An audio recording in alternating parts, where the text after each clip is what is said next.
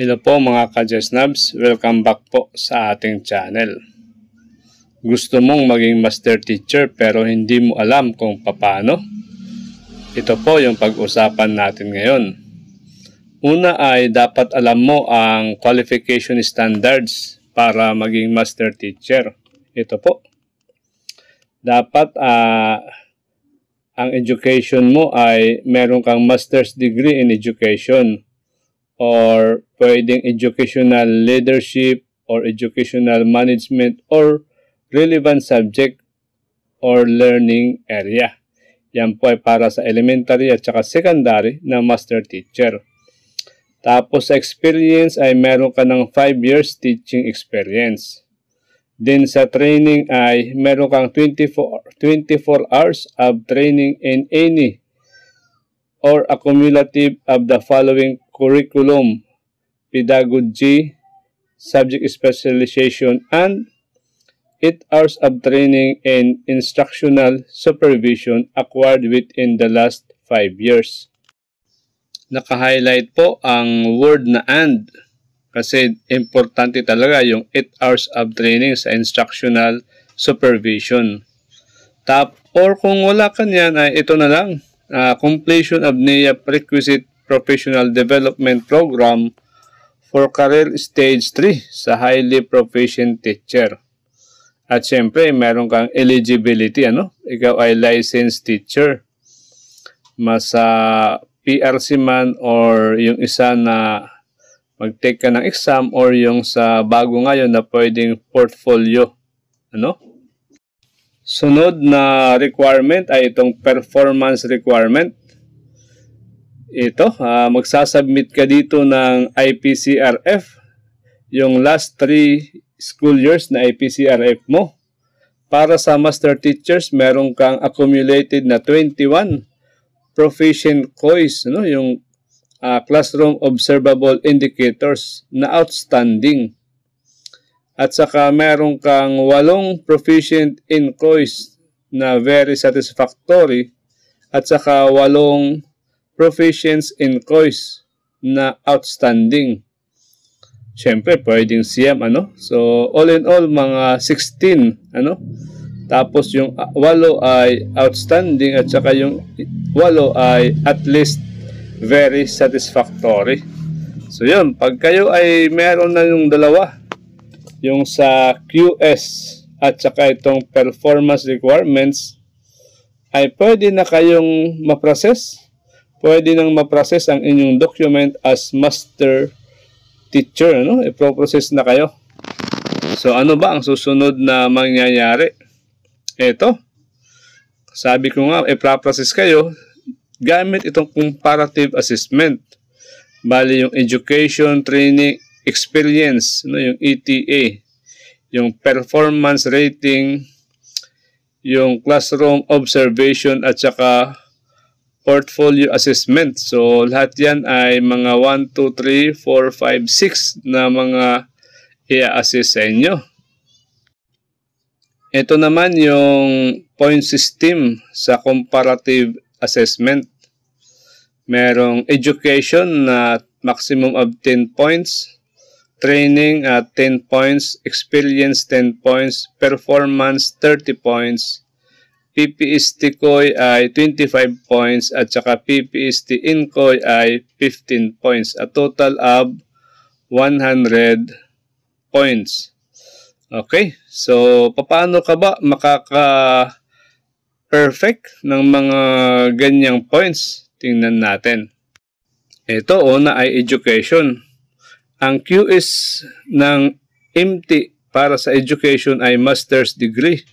So, para ka makakuha ng 10 points, dapat ikaw ay doctorate. Kasi yan ay 31 minus 21. Kita nyo yan. Magiging 10 yan yung increment. Yun ang points mo.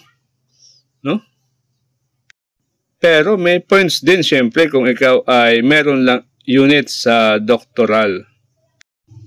Ito naman tayo sa training, Yung QS ng MT para sa training ay 32 hours lahat. Kaya kailangan mong magkaroon ng Yung 32 kasi ay 5.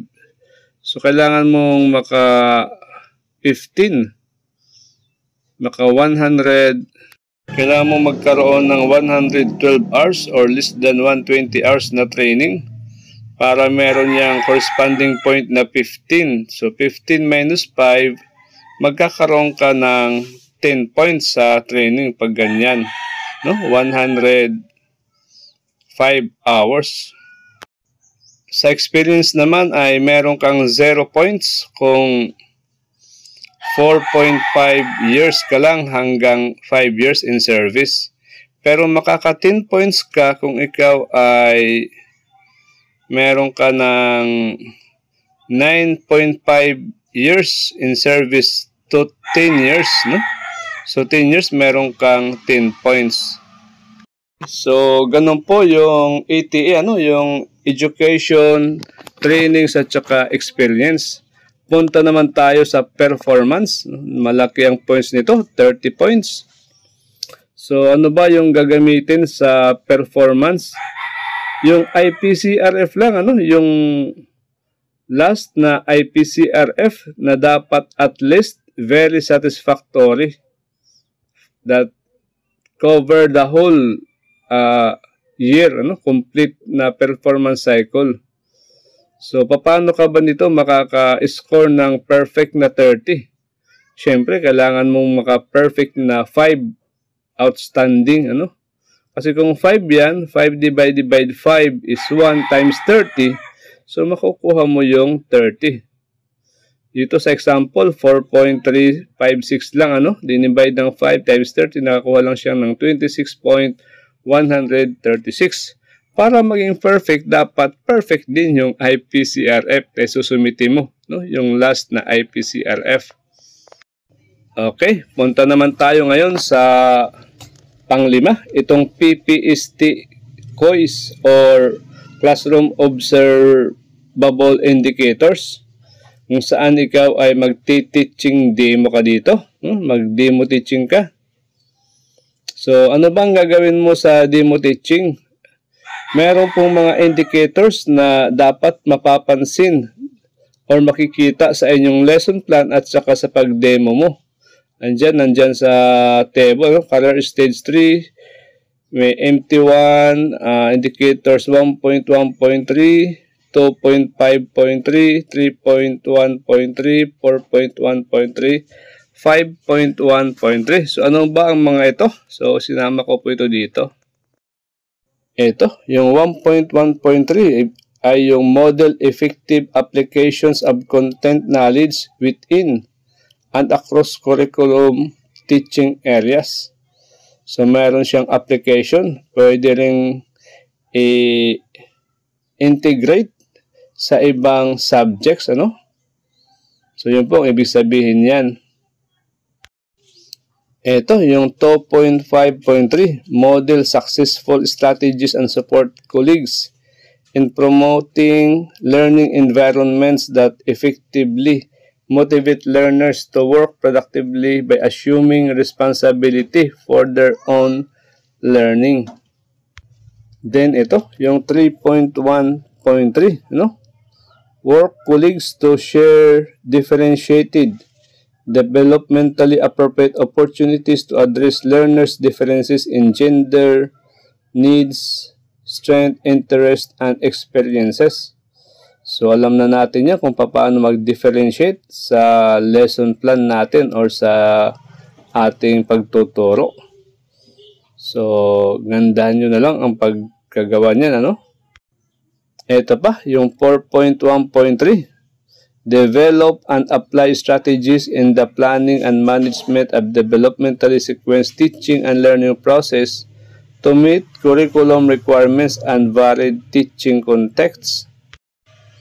Ito pa, na mapapansin dapat sa inyong lesson plan, yung meron kang effective diagnostic, formative and summative assessment strategies consistent with the curriculum requirements, na iba-ibang diagnostic na nandoon sa inyong lesson plan. may kanya-kanya tayong estratehiya para ma-attain yung mga indicators na yon sa ating lesson plan. Kaya pinapaubaya ko na lang sa bawat isa sa atin. Ngayon naman ay ito na yung last, yung PPST inquiries. Ito yung pagbibigay ng annotation ng applicant. Kasi si applicant ay magsasubmit ng mga means of verification or MOVs galing sa kanyang RPMS portfolio. So, ang gagawin po ng applicant ay mag-accomplish ng portfolio annotation form at saka and he or she will undergo a behavioral event interview. Ito naman yung mga non-classroom observable indicators na dapat kasama ito sa isasubmit ninyo na mga MOV doon sa mga document ninyo. Ito halimbawa sa MT1 ay merong 1.2.2, 1.2.3, 4.4.2 and so on. Anyway, meron naman ako dito, inisa-isa ko ito dito. Tingnan po natin. Ito po. Sa 1.2.2, use research-based knowledge and principles of teaching and learning to enhance professional practice. So, more likely, dapat meron ka ditong action research na ginawa, Tapos, itong 1.2.3 ay doon po ito itatanong sa mga, sa interview na meron kang collaborate with colleagues in the conduct and application of research to enrich knowledge of content and pedagogy. So, mas mainam nga yung action research mo ay merong collaboration na ginawa, or kung solo ka lang ay share mo ito sa iyong ibang mga colleagues para ma-enrich yung ating pagtuturo, at saka yung content. Ito, yung 4.2.2, set achievable and appropriate learning outcomes that are aligned with learning competencies. Ano ba ang magandang MOVs dito? About learning outcomes. So, siguro, yung sa mga performance output ng mga bata natin, kung ano ba ang ibinibigay natin, pwede na siguro yun. At saka yun ay pwedeng maging model para magamit sa 4.2.3, Model to colleagues, the setting of achievable and challenging learning outcomes that are aligned with learning competencies to cultivate a culture of excellence for all learners. Ito, pang-tatlo, yung 5.2.2. Monitor and evaluate learner progress and achievement using learner attainment data. Siguro, yung ating mga pre-test, post-test, pwede na yun, Or yung mga quizzes. So, more likely, yung mismong A-class record natin, baka pwede na yan maging obvious dyan. At syempre, para sa interview, ito yung itatanong, yung tungkol sa pag-interpret collaboratively, monitoring and evaluation strategies of attainment data to support learners' progress and achievement. Na ikaw ay cooperate. Limbawa dito, hindi ka pa naman master teacher, ay parati kayong nag-collaborate ni master teacher or yung mga iba mo pang kasamahan sa pagtuturo. At saka ito, number 6.1.2, maintain learning environment that are responsive to community contexts. At saka reflects on and evaluate learning environment that are responsive to community contexts. So yan, kayo na lang ang dumiskarte kung paano yan magagawa ng MOVs. Ito, last na indicator para sa INCOY, 7.4.2, develop a personal professional improvement plan based on reflection of one's practice and ongoing professional learning. So, parang ito yung sa self-assessment test, ano? Parang pwede ito dito.